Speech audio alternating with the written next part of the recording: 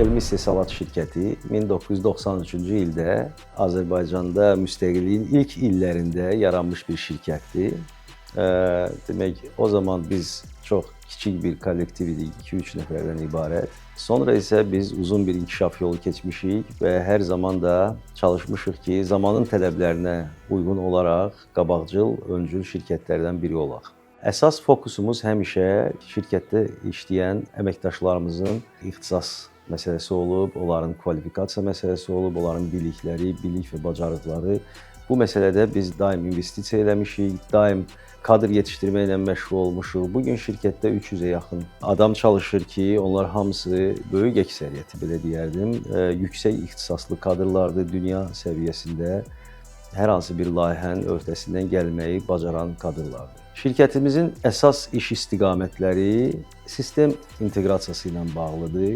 Bir də proqram təminatı, proqram məhsullarının hazırlanması ilə bağlıdır. İstiqamətlərimizdən bir maraqlısı da, demək, əsasən xarici bazarlar üçün nəzərdə tutulmuş aeronaviqasiya sahəsində proqram məhsullarıdır. Biz bu istiqamətdə həm proqram təminatı istehsal edirik, artıq 20-dən çox proqram məhsullarımız var ki, biz onları xarici ölkələrə ixrac edirik. İndiyə qədər artıq 30-dan çox ölkəyə bu proqramlardan ixrac olunub. Bu prosesdə biz böyük təcrübə qazanmışıq və artıq dünyada tanınmış bir şirkətik.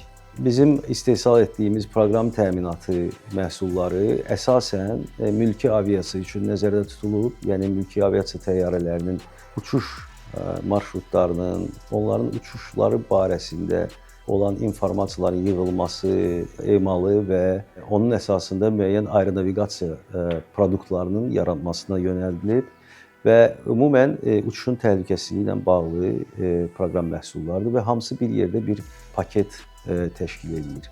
Aeronaviqasiya sahəsində biz proqram təminatı yaratmaq və onun satışı tətbiqindən başqa həm də aeronaviqasiya təşkilatları üçün, ölkələrdə olan aeronaviqasiya idarələri üçün müxtəlif xidmətlər də ixrac edirik. Texnoparkın bizim şirkətə verdiyi əsas stimul, impuls ondan ibarətdir ki, biz görürük ki, bizim ölkəmizdə bu istiqamətə önəm verilir və Texnopark deyilən bir anlayış var və o istiqamətdə dövlət kifayət qədər cəsarətli addımlar atır. Qaldı ki, Texnoparkın bizə verdiyi imtiyazlardan bilavasitə istifadə və ondan faydalanma.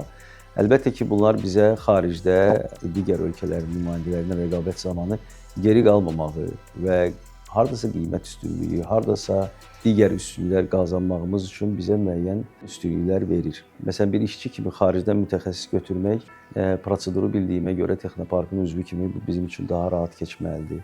Digər bir məsələ isə Texnoparkın özünün varlığı faktından irəli gələn dövlət qurumları ilə ünsiyyət məsələsidir. Yəni, diyaloq var aramızda.